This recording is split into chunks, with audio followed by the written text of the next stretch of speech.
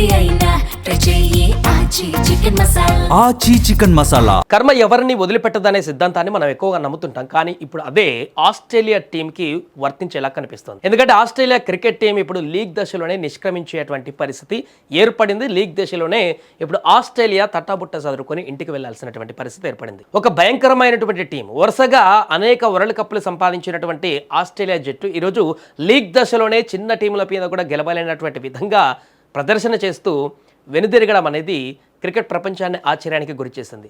దీనికి భిన్న వార్తలు లేకుంటే కామెంట్స్ వస్తున్నా కూడా ప్రధానమైనటువంటి ఒక కామెంట్, వారికి శాపం తగిలింది, వారు చేసినటువంటి పాపానికి కర్మ అనుభవిస్తున్నారనేటువంటి చర్చ కొనసాగుతుంది. ఎందుకంటే మీ అందరికీ తెలుసు 2023లో వన్డే వరల్డ్ కప్ గెలిచిన తర్వాత అక్కడ కనిపిస్తున్న ఫోటో మిచెల్ మార్ష్ ఆ కప్ని కాళ్ళ కింద పెట్టి ఫోటో దిగినటువంటి సందర్భము ఇన్స్టాగ్రామ్లో స్టోరీ కూడా పెట్టాడు. పెద్ద వివాదంగా మారింది. అప్పుడు అంటే అందరూ మిగతా దేశాలు, ఒక కప్పు కూడా రానటువంటి దేశాలు, సౌత్ ఆఫ్రికా లాంటి దేశాలు ఎప్పుడెప్పుడు వస్తుందా కప్ అని చెప్పేసి 1000 కళ్ళతో ఎదురు చూసేటువంటి అనేక దేశాలకు ఆ కప్ ఒక దైవం లాగా భావిస్తుంటారు. తమ దేశ ఖ్యాతిని అంతర్జాతీయ క్రికెట్లో ఛాంపియన్గా హోదాగా నిలబెట్టేటువంటి ఒక అదృష్టమైనటువంటి వస్తువుగా దాన్ని భావిస్తారు. అలాంటిది ఆస్ట్రేలియా ఆ కప్పును గెలిచాక కాళ్ళ కింద పెట్టి ఫోటో దిగి చాలా చీప్గా దాన్ని క్రియేట్ చేసేటువంటి ప్రయత్నం చేయడం వివాదాస్పదంగా మారింది. దీనికి ఆస్ట్రేలియా నుంచి కౌంటర్లు కూడా రావడం జరిగింది.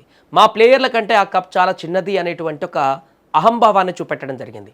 అదే వారి పతనానికి కారణమైందనేటువంటి చర్చ ఇప్పుడు నడుస్తుంది. ఎందుకంటే 2023 తర్వాత నుంచి ఒక్క కప్ కూడా వాళ్ళ దగ్గరికి రాలేదు, దరిదాపుల్లోకి రాలేదు, కనీసం ఫైనల్ కూడా వెళ్ళలేదు. ప్రతి టోర్నమెంట్లో వన్డే కానీ టెస్ట్ కానీ T20 కానీ ఎప్పుడైనా కూడా ఆస్ట్రేలియా ఖచ్చితంగా ఫైనల్కు వెళ్తుంది అనేటువంటి ఒక గ్యారంటీ ఉంటుంది. అలాంటి భీకరమైనటువంటి ప్లేయర్స్ అక్కడ ఉంటారు. ఆస్ట్రేలియా టీం అంటేనే మిగతా జట్లకు ఒక రకమైనటువంటి అటెన్షన్ వస్తుంది. అంత భయంకరమైనటువంటి ప్లేయర్స్ అందులో ఉంటారు. కానీ ఈ 2023 నుంచి పూర్తిగా సీన్ మారిపోయింది. ఒకసారి మీరు అబ్జర్వ్ చేయండి. 2023 తర్వాత T20 వరల్డ్ కప్ జరిగింది. T20 వరల్డ్ కప్లో కూడా ఫైనల్కు చేరుకోలేదు ఆస్ట్రేలియా. ఆ తర్వాత ఇప్పుడు ఈ టోర్నీలో చూస్తున్న ప్రదర్శన ఏ రకంగా ఉందనేది. దీనికంటే ముందు పాకిస్తాన్కి వెళ్ళి పాకిస్తాన్లో 3-0తో అత్యంత ఘోరమైనటువంటి పరాభవాన్ని ఎదుర్కొంది ఆస్ట్రేలియా చరిత్రలో. ఇలా వరుస ఓటములు, వరుసగా జరుగుతున్నటువంటి పరిణామాలన్నీ కూడా ఆస్ట్రేలియా చేసుకున్నటువంటి పాపమే అనేటువంటి చర్చ నడుస్తుంది. ఎందుకు ఇదంతా చెప్పాల్సి వస్తుందంటే, ఈ లీగ్ దశలో జింబాబ్వే మీద ఘోర ఓటమి పాలైనటువంటి ఆస్ట్రేలియా శ్రీలంక మీద గెలిస్తే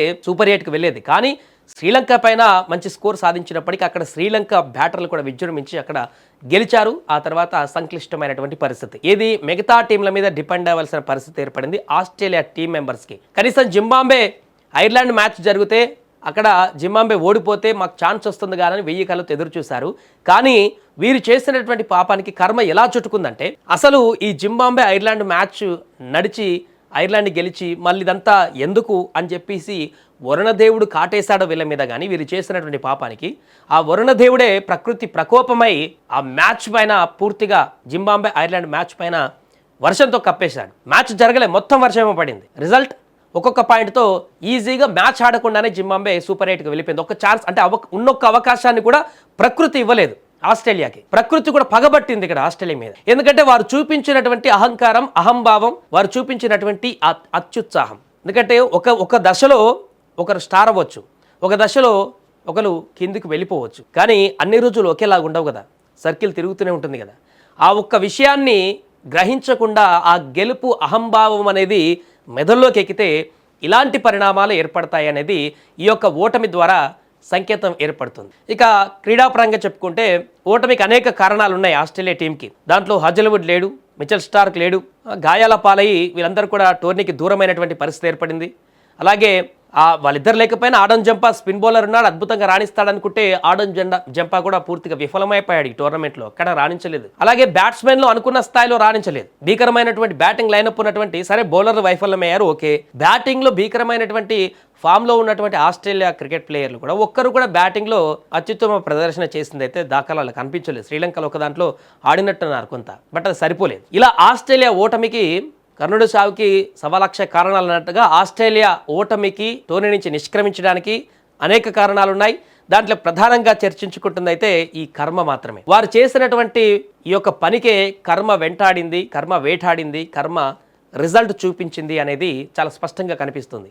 అంటే దీని ద్వారా ఆస్ట్రేలియా ప్లేయర్లు ఒకరు నేర్చుకోవాల్సింది ఏంటంటే, గెలుపు అహంభావం అనేది అతిగా పెరిగిపోతే, అనేక కప్పులు మేము గెలిచాము, అసలు ప్రపంచంలో మాకు మించిన తురుంకాను లేరు, మేమే పెద్ద తోపు తురుములం అని చెప్పేసి అనుకునేటువంటి మనస్తత్వం వీడకపోతే ఆస్ట్రేలియా ప్లేయర్స్. ఇక భవిష్యత్తులో కూడా ఇలాంటి పరిణామాలే ఏర్పడేటువంటి అవకాశం స్పష్టంగా కనపడుతుంది. అండ్ ఆస్ట్రేలియా ఎప్పుడైనా కూడా ఒక జనరేషన్ అయిపోతుంది అనే కంటే ముందే 2-3 సంవత్సరాల ముందు అడ్వాన్స్డ్గా కొత్త ప్లేయర్లని మళ్ళీ ఫిల్ చేస్తుంది. అద్భుతమైనటువంటి బ్యాట్స్మెన్లను బౌలర్లని మళ్ళీ ఆ ప్లేస్లో భర్తీ చేసి టీం ఎప్పుడు స్ట్రాంగ్గా కనిపిస్తూ ఉంటుంది. కానీ ఈ యొక్క 2 సంవత్సరాల నుంచి అలా కనిపించట్లేదు. ఒక దశ జనరేషన్ అయిపోతున్న తరుణంలో కొత్త రక్తము ఆస్ట్రేలియా టీంలో కొత్త ప్లేయర్లు అనేది మనకు కనిపించట్లేదు, రాణించేటువంటి ప్లేయర్. అది కూడా ఒక కారణం అయి ఉండొచ్చు. ఏదేమైనా కూడా ఆస్ట్రేలియా దారుణ పరాభవానికి సోషల్ మీడియా యాప్లు ఘోరంగా చర్చ నడుస్తుంది.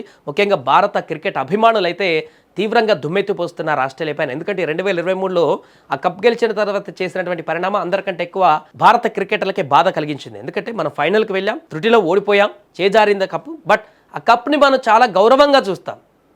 ప్రతి ఒక్క క్రీడాకారుడు కూడా ఆ వరల్డ్ కప్ని గౌరవంగానే చూస్తాడు, గౌరవంగానే భావిస్తాడు. ఆ కప్ని ఇంటికి తీసుకువెళ్ళాలి, దేశానికి తీసుకువెళ్ళి దేశ ఖ్యాతిని నిలబెట్టాలనేటువంటి ఒక ఆలోచనతో తీసుకువెళ్తాడు. కాబట్టి అలాంటి కప్ని హేళన చేసి ఈ రకంగా దారుణమైనటువంటి ఫోటో పెట్టి నీచంగా చూశారు. కాబట్టి చాలామంది అప్పుడు భారతీయ అభిమానులు కోపంతో రగిలిపోయారు.